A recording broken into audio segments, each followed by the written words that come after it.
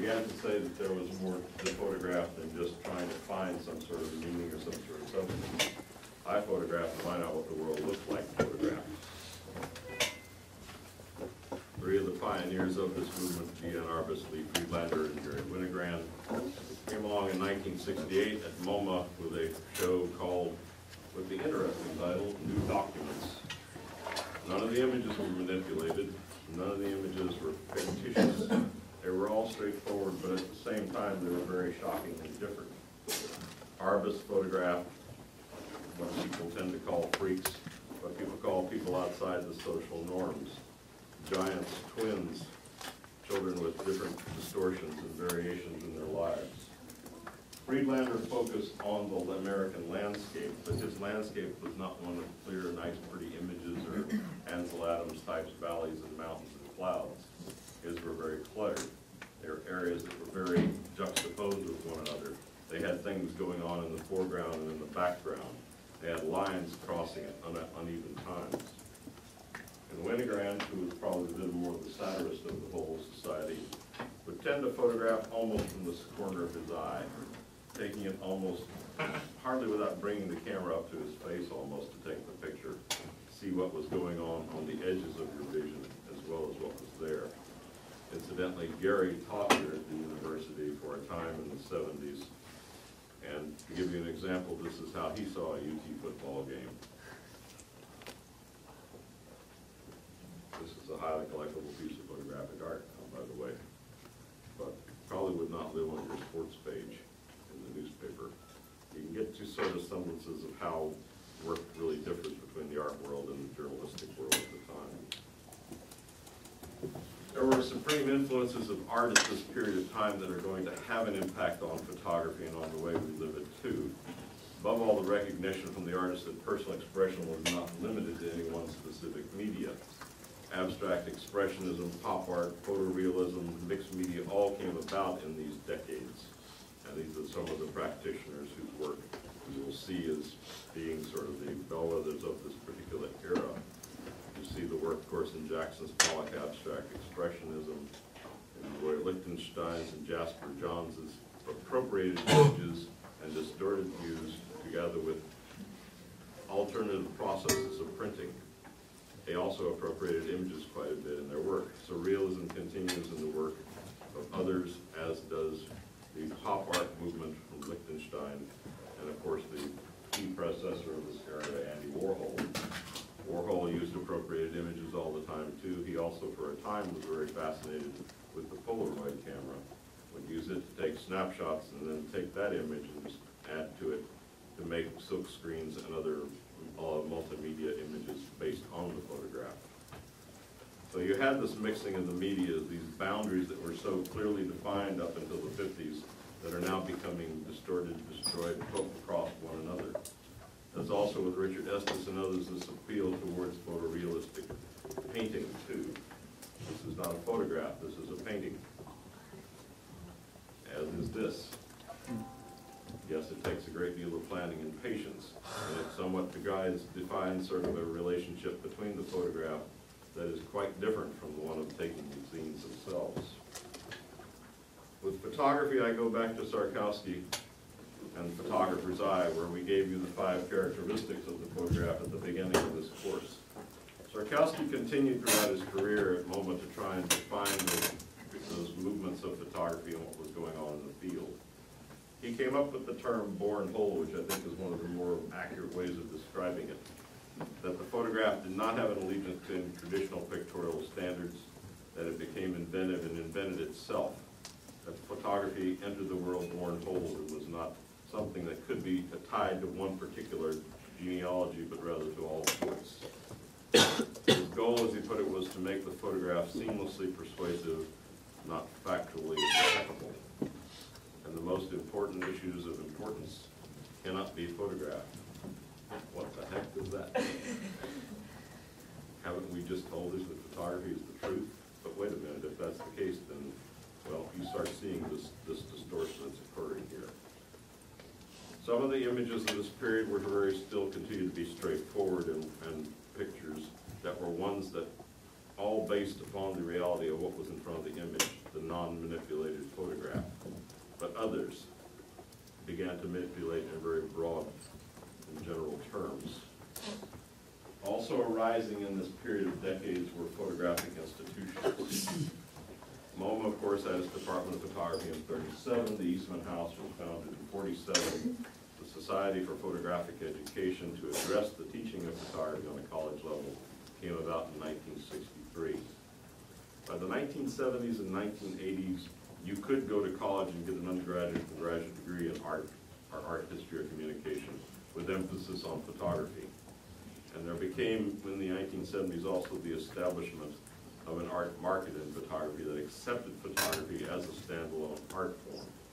All these were important factors to changing this whole attitude of what had once been considered a craft or a technique or something practiced by people like Ouija who drove around in their car and chomped cigars and took pictures of people being shot in the street. Mass media also began to have this whole influence with the change of photography too. McLuhan, I guess, defined it best as belief that there was a direct educational power through the media itself of photography and any other media that came about. The phrase, of course, the medium and the message you all know, but it defined that the subject matter of a work was directly linked to the means of its distribution, and thus those means became more important than the subject itself. And all this converged at the time into these various movements. So you had these pluralistic approaches of art. You had the electronic communication, which was shaping the way that an image was not only produced, but indeed delivered. And this whole enthusiasm that became part of this process. In the end, of course, photography can now reflect both the glamour and the attractiveness and the ominousness of the world, too. And the adoption of photography began to be mixed with all these various media. That, of course, continues to the day. So what you see in this period of time is a rise in the technologies. Cameras, which got smaller, became more portable, and became the prevalence of color throughout the world at the time. And the digital world, of course, exploded in the 80s. With the digital world, things became easy, but you could record, and you could therefore manipulate, and therefore you could fabricate, and therefore you could expedite the process of imagery, and therefore, of course, you could also lie about the image. The first digital cameras looked pretty much like, well, let's just say they weren't the handy little pieces that the 35mm Leica was. You go from this to what you now carry in your pocket. That's the realm that has transferred in the last 30 years. In 1984, Science magazine produced an image on its cover which was entirely fake, which stunned the world quite a bit. But that technology began to be applied in different ways, too. Time magazine got into all sorts of trouble when it reproduced the picture of O.J. Simpson during his trial, or during his arrest before the trial, and manipulated it to be a darker looking and more sinister image. Meanwhile, artists continue to take the whole medium and try and expand it in new and different ways so that total imagery could be constructed without the benefit of any sort of photographic impression. Traditional dimensions still exist. You still have themes and variations that were always there. But portraiture takes new and different dimensions, as do all these other departments. Richard Avedon, who's famous for his glamour photography, proceeded in the last years of his father's life to photograph his father dying. And speaking of death, Benetton took up the documentation of AIDS and worked it into their commercial ads, too.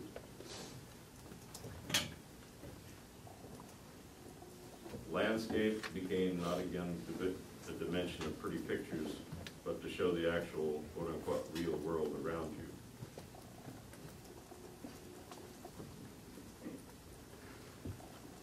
Richard Misrak even went out west not to photograph canyons and woodlands, but to photograph a bombing range. All the way to Carl Fiorenza, who created landscapes not by going out into the land, but by also taking fragments of paper and wood and composing them in the studio and photographing them. Politics takes on new dimensions in this era, too. They began began to reflect more of the political changes of the day and the cultural and moral and sexual, psychological changes that were all happening at the time. Artists who've always been more liberally inclined really became part of the voice. And that led to ongoing conflicts with government, with religion, with social establishments, with the norms of the day, so that you began to see photographs become more of a protest as well as a means of documentation. Snapshots took on more personal edges. Sally Mann got into trouble by photographing the sexual awakening of her own daughters. Lori Lane photographed her dates. She would hide a camera on her body and do documentation of the blind date. Gowan began to take photographs of her dates that went wrong. You began to see documentation that left out certain key facts, but left them to your own imagination. Perhaps the moment that got the most crisis and the most press was Andre Serrano's photograph of a crucifix and urine. This Christ became something that became a bit of a campaign in the United States Senate when Jesse Helms protested the funding through the NEA of work like this. But political protest has always been reflected in the work. This is a photo collage of Ronald Reagan and who was the Russian premier? Brezhnev. Brezhnev. This particular is a combination 50-50 overlapping pictures. It's called Warhead.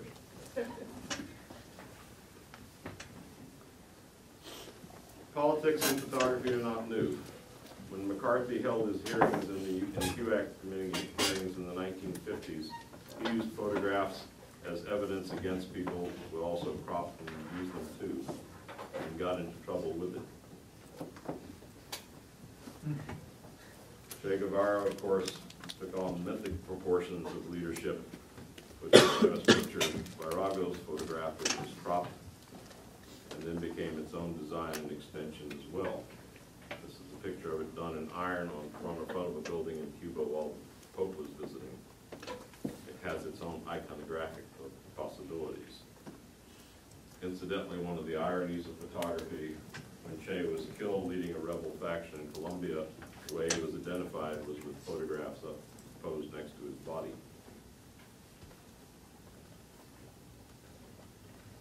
Social realism continued in the East and in Soviet countries, and posterization began to be used in all the sites at the time. This is the Vietnam example of Vietnam posterization from the 60s.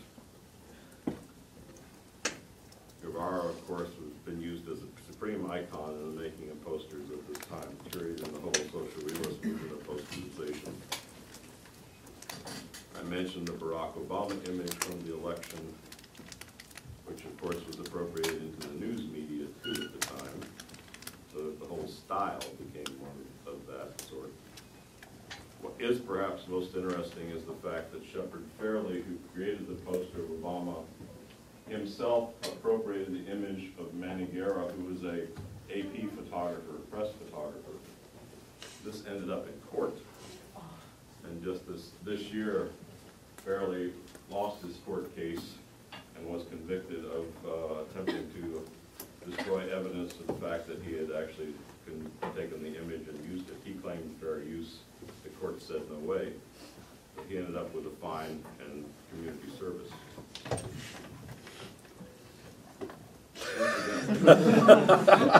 This is my campaign poster. I show you this because there is now an app for your phone that you can make your own posters too. So this can now be done with your own poster. You don't have to worry about any sort of thing. You can do it accordingly. Okay, we'll talk about my politics later. Conceptual photography. Theory is used to inspire illustration that impelled political and social forms as well, but this was the time of the idea over the image. This meant that essentially you employed manipulation of the media with this work, but you did it with your own rationalization, with your own experimentation. Sometimes the idea became more important than the image too. This again goes back to the 50s. Ed Ruscha's famous photographic sequence the 26 gasoline stations that he followed along a route of travel. Bart Parker's narrative images that produced a whole story behind the scenes of his brother who was anticipating a job change at the time.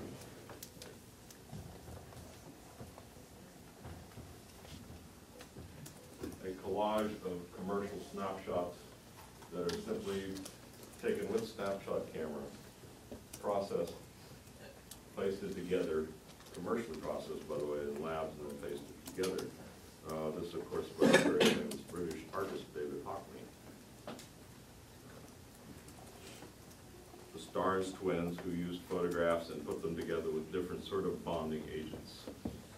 They used everything from Scotch tape to roofing tar. Robert Heineken, who would cut up pieces and make such things as these fragments of nudes that went into sort of a jigsaw puzzle, but who also used the appropriated images from his television set to make comment about news commentators themselves.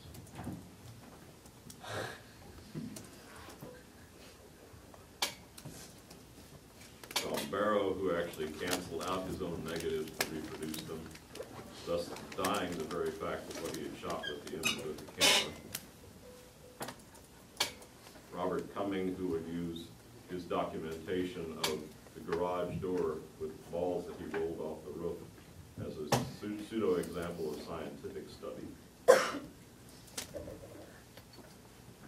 John Fall's very famous photograph of constructionist element that he made in Bermuda, hence this is his picture of the Bermuda Triangle.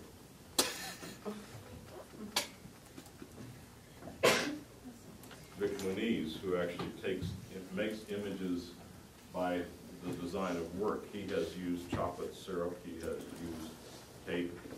In this case, he uses tiny little toys that he shapes along the line to outline the design of what is his copy of a Raphael angel that he then photographs.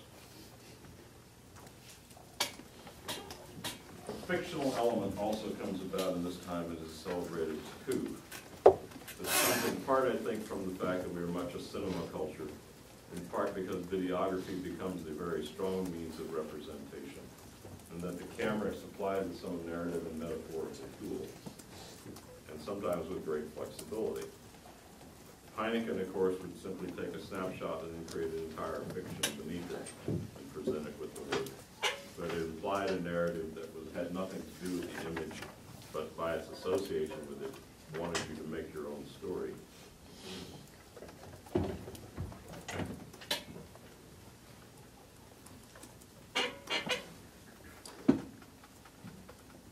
I've drawn a blank on her right now. This is horrible when you get old. Cindy Sherman.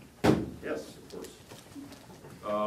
Cindy Sherman, who's probably one of the most successful artists of the day, created a series of what she called movie stills. She would dress herself up in different guises and photograph herself and make this fictional series of pictures that looked like they were stills out of motion pictures. Sandy Scoglin, who would do elaborate constructions of paper mache and settings that she could put together, then she would place her models in them. This from 1978, Radioactive Cats. Looks like my house. Green, yes. Or The Revenge of the Goldfish.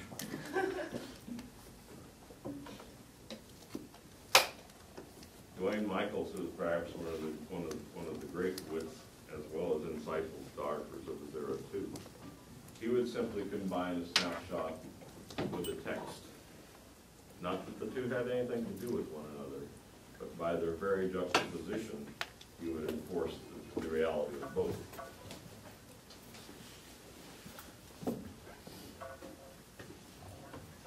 There is also a reference back to history, something that is not only implied but indeed documented in the work, so that you go back to historical images and you pull them together to modernist interpretations.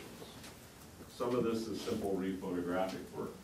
Bernice Abbott's photograph in New York in 1937, and Doug Levere's rephotographic images of her same locations with the same size lens, standing in the same place in 2000.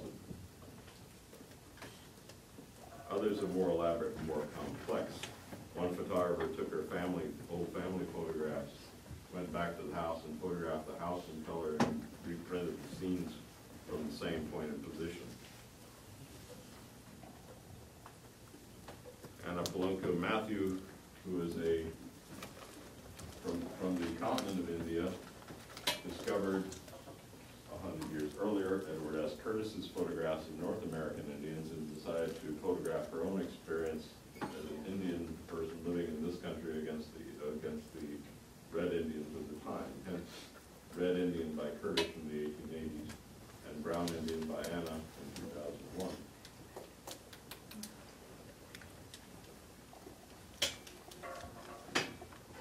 Sophie Delvin, who went through and photographed inmates of the prisons in Louisiana, she would let them dress up as they wished to and then do their portraits on tintypes.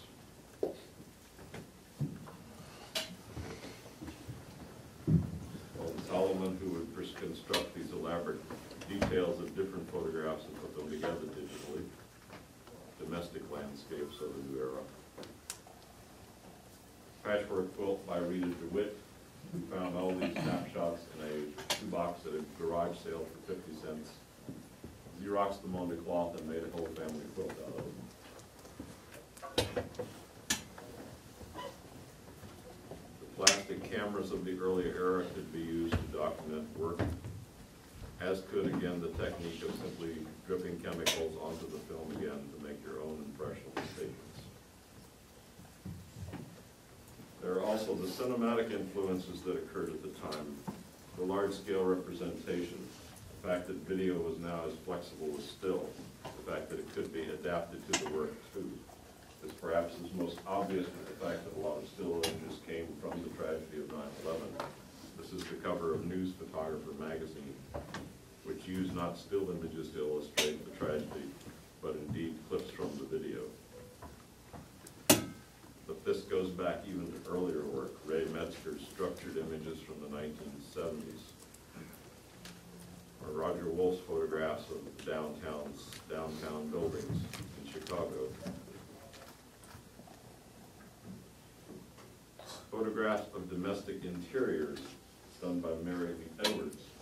Edwards actually would go to her neighbors' homes and reset these, come and see them in different settings and then repose them and rephotograph them. Those, by the way, are Norman Rockwell prints on the wall.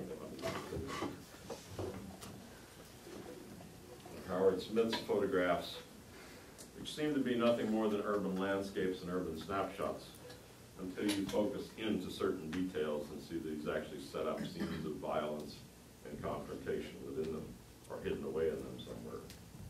You have to look close at this work to see what's going on. The cinema of the time in the 60s and the 90s, well, many things, of course, occurred. It's almost too breathtaking to say in one voice, but the whole history of the scale, the epic, becomes that. Political films increase in social commentary and liberal themes.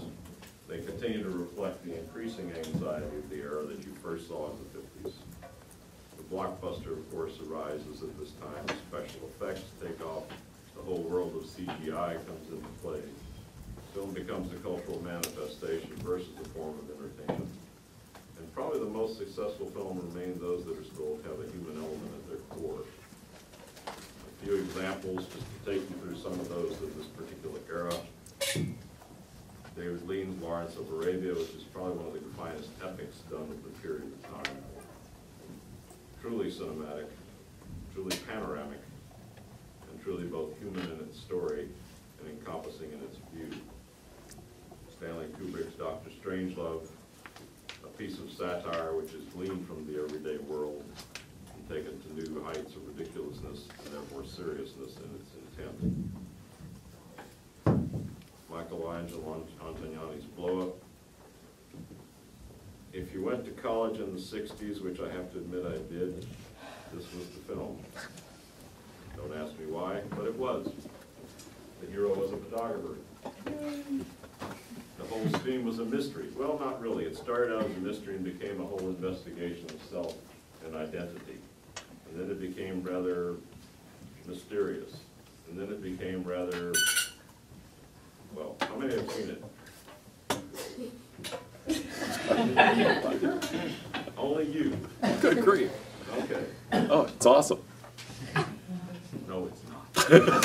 But it's important. But it's important. As was The Graduate, which came out in '69, which confronted the very question of what you were going to do with your future.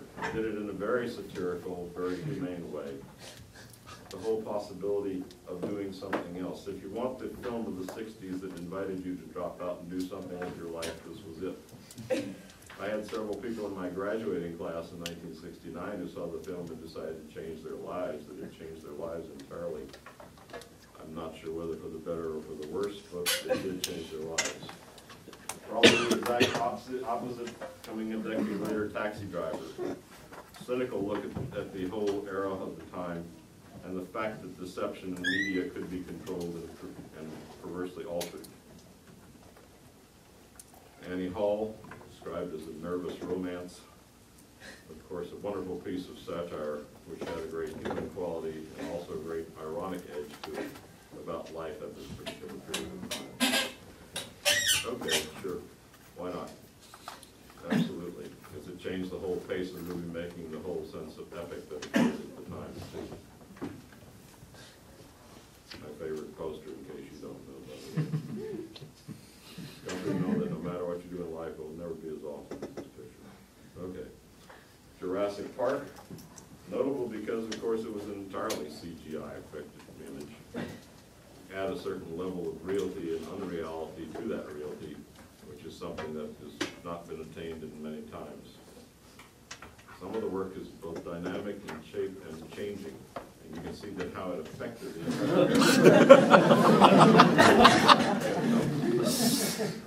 Cinema Paradiso, which is, I think, a very wonderful reference back to the whole magic of movie making too. The story of an Italian cinema done before, during, and after World War II and into the modern age.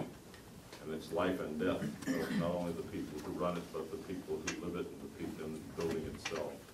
It's a great testament homage to the movies, if you've not seen it. Finally, I want to discuss the whole question of truth in imagery, because it's become more and more important as we go. There's a continuing investment in the documentary capacity of the photographic image. That we have this faith in the reality of the camera, this desire to make the narrative live through it. That flexibility of the media has affected us completely, and that ability to adapt to all those technologies is there. I make this statement to you because it's something that sort of drove home to me with my own daughter, who's in her 20s now, but who grew up in the 80s and 90s. Hers was the generation that had the camera that could begin to do digital shifting with the work. Let me put it to you this way. Previous to that, in the world of photographic emulsion, when you faked an image, it was an outright attempt to transform that image in some way. With digital technology, that is no longer the case. It's become part of your language, part of your dimension, and therefore something that you should always be able to be aware of as you go. Instead of recording reality, photographs have become the norm of the way things appear to us, thereby changing the very idea of reality and realism. Susan Sontag wrote this in the 70s, and it's more important today than ever before. To photograph a thing is to appropriate the thing photographed.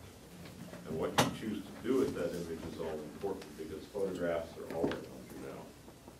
They change the way you look at the world every single moment. Some of them, yes, straightforward documents of events, both glorious and horrible. They show that life is on the street can be something that is lived in daily levels. They show and take us to the scenes of great disaster and horror in the world, and they even reflect back upon that work in different living ways. These are from Cambodia, done in Phnom Penh in the communist takeover of the country in the 60s and 70s. They would photograph the prisoners before they shot them. And then, years later, they found all the photographs. But the photographs for themselves, and the faces recur long after the human beings are gone. But you also have photographs that are simply snapshots, that are taken of everyday life and everyday occurrence. They may have elements of irony in them. They may have reference to sexuality. They may have reference to growing up in life and lifestyles of lived and not lived. Something as mundane as a Tupperware party from the 80s. Or, of course, the views of the space shuttle. Something that is no longer going to be seen, no longer exists that way. The photograph also continues to have documentary power, which is very important. Gene Smith, shortly before he died in the 70s, went to Minamata in Japan and photographed the pollution of the seas around there. He spent more than a year documenting the changes and the horrors that occurred to people who grew up with mercury poisoning. Press conferences where the victims confronted the management, and management was seen in one shape in one way, and the victims were seen in another. And in the process of trying to tell this story, he came back not just with the story itself, but also with images that had and reflected that whole truth, that whole element of surprise that is still there. This is what the photograph was capable of doing back then and is still capable of doing today. The scenes that you become part of our lifestyle as well. Eddie Adams' photograph of the general executing the Viet Cong prisoner in Vietnam can be transferred today to other scenes that have that same sort of impact.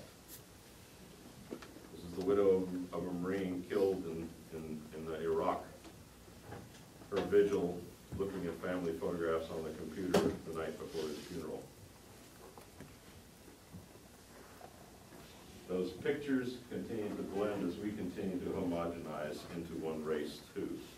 This is an attempt by Laurie Brown back in the 60s to combine different races, different nationalities to make one look for all elements of the human world. Time magazine did that again at the end of the century by simply adding "it goes down with the computer" to show the new face of America and the immigrant populations and how this would be put together into one image. You are becoming one. And with it, the whole photograph is entering this whole element and range of power too.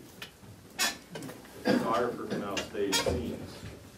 You can divide that whole authenticity that's there. And the question is what you do with it at the time. But digital manipulation can be taken to new levels. And we have to be able to identify intent versus content. We've showed you already how that happened in the past. How the communists managed to eliminate people if they didn't need them there. You can also follow Stalin's rise to power, not just by his political career, but how he used imagery and transformed it accordingly as more people got replaced or removed. Playing with photographs is nothing new. This is a manual from the 50s done by Kodak. You could buy it at your local camera shop. It told you how to manipulate and work your images back then. Perhaps in a more innocent era, but still it was very common at the time. Nowadays it is used in the press in all respects, and you have to be able to identify when that is going on. Such that a photographic story of Dick Cheney and his family can be cropped and used so that a picture of Dick Cheney carving raw meat for the cover of a photograph of a British press journal. Both sides use it too. This particular picture of John Kerry and Jane Fonda speaking in an anti-war rally was used by the Republicans against Kerry in his presidential campaign. The fact is, of course, it's a manipulated image. The two of them did not appear together at this rally.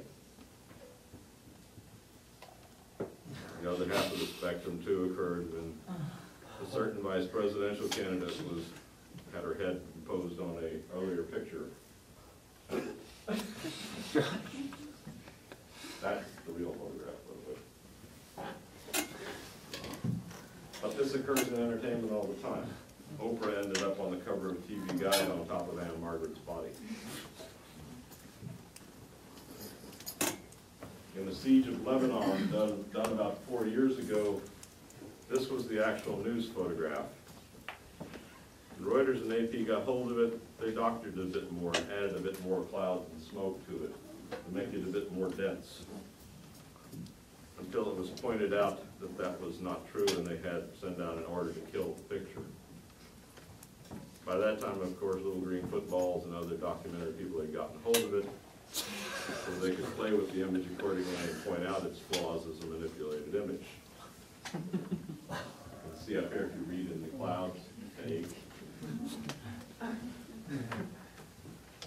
And then it got out of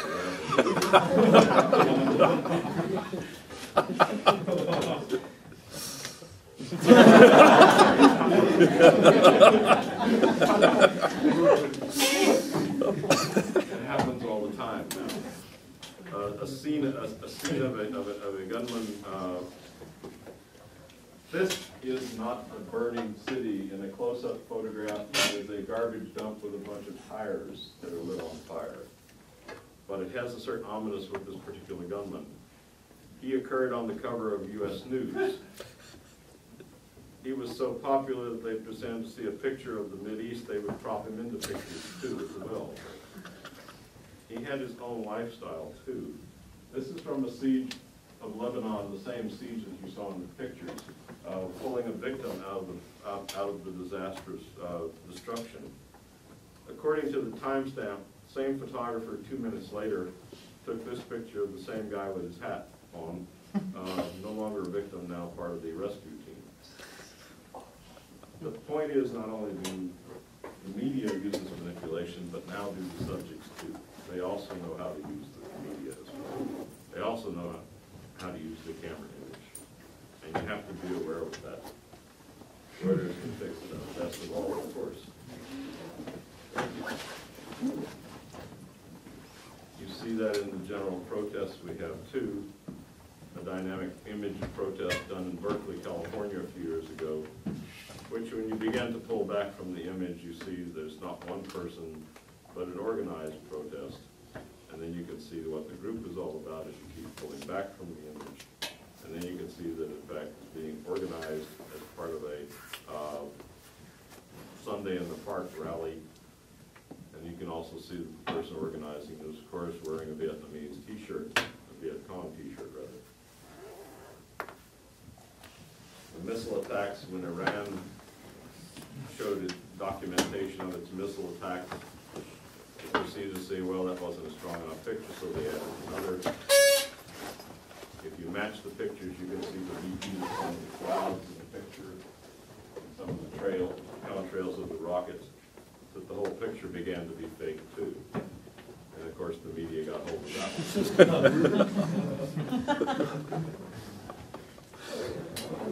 This is the Photoshop palette for the creative freelancer. This is the control that you can now use on your camera to give you the various factors of what you need to control the image that you're making. Earl Morris did a whole documentary study on this too, which he called "The Camera Now Became the Weapon of Mass Distortion."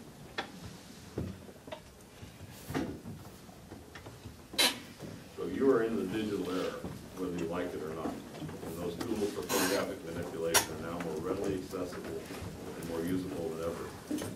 That's the final tangible results are to make it look more real, more natural. But the present generation has that power. It can be used for fine things too. This is the work of one particular artist who went through the web and simply pulled out of snapshots sunsets and put them together in a massive collage of sunsets, other people's sunsets from their snapshot images. It becomes a part of the entire social scene. You have two Dina Litovsky's photographs of, is anybody engaged in the nightclub practice of tagging? Where you basically take your picture in costume and let somebody else see your picture in the actual event and try and find you in the party. That's what's going on here.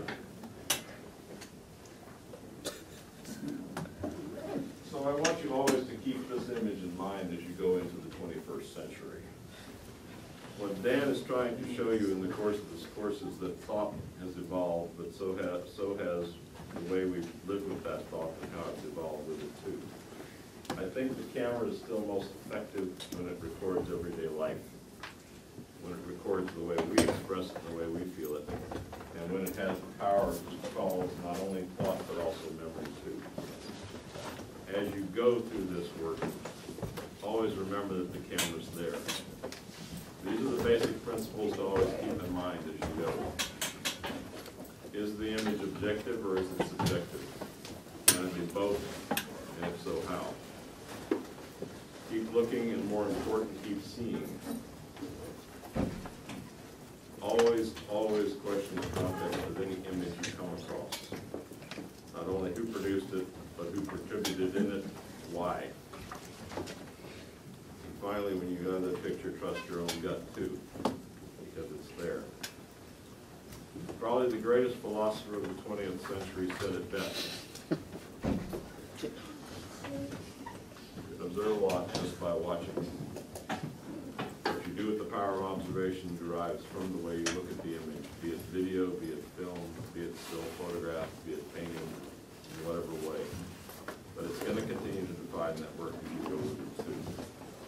So always be careful and be